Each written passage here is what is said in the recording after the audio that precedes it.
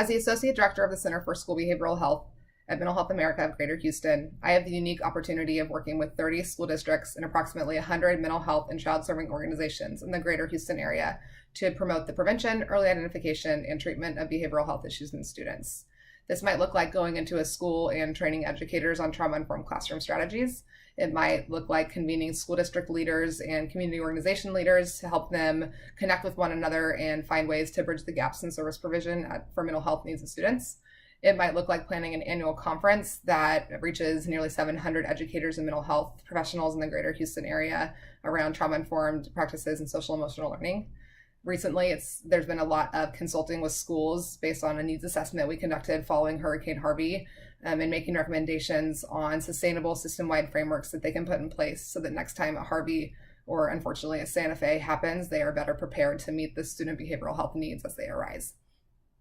As an organization, we really focus on improving the access to care. So whether that is reducing the stigma in the community, whether it is to bring the services to the schools and meet the kids where they are, because we know that when schools refer out to providers, most of the time the students are not receiving those services, whether because their parents can't get them there, because they can't take off work or they don't have transportation, or because the stigma really stops them from following through with an appointment. So we have to find ways for schools to meet those needs without relying on an outside agency and the follow-up with an appointment.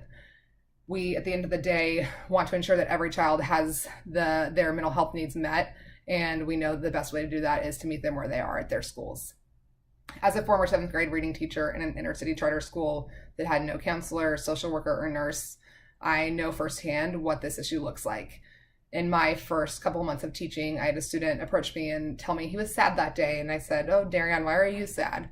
And he said, "My brother was shot and killed last night."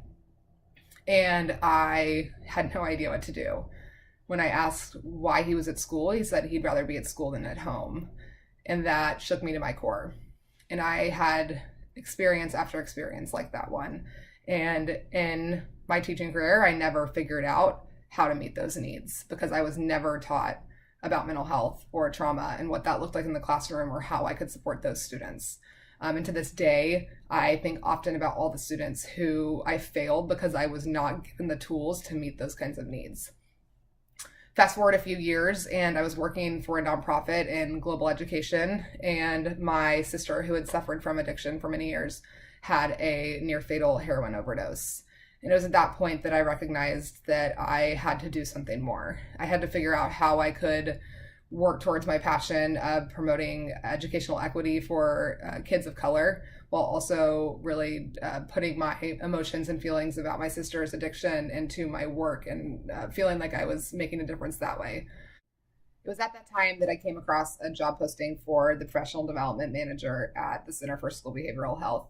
And it was the first time that I realized that a position existed that really bridged my two passions. And although I knew I couldn't go back and change anything for my sister, and I couldn't go back and fix the mistakes that I made as a teacher or change the outcomes for those students, I could work every single day towards ensuring that other youth don't end up where my sister and where many of my students did. So I took the job. I have been doing that for 2.5 years. I'm now the associate director, and that leads me to where I am today. The next several years of the center's work is going to be shaped around equity. We have really recognized the need for bridging the gap in equitable discipline practices and equitable mental health service provision. We know this is a problem across the country, and wholly 70% of youth in the juvenile justice system have an unidentified mental illness, which is identified for the first time by the juvenile justice system. In Harris County, our juvenile justice system is the largest provider of mental health services for youth in the county. So as we thought about the vision for the future, as we wrapped up a 3-year grant and were applying for our new funding, decided that equity and trauma-informed practices needed to be the focus of our work. So I really see this program as an opportunity to hone my skills on community collaboration and figuring out how to push our entire city and community towards equitable services and ensuring that there is equitable access to healthcare and specifically mental health services for all of our youth, for all of our populations. And I think that this program will provide you with the tools to plan and promote a program that will do just that.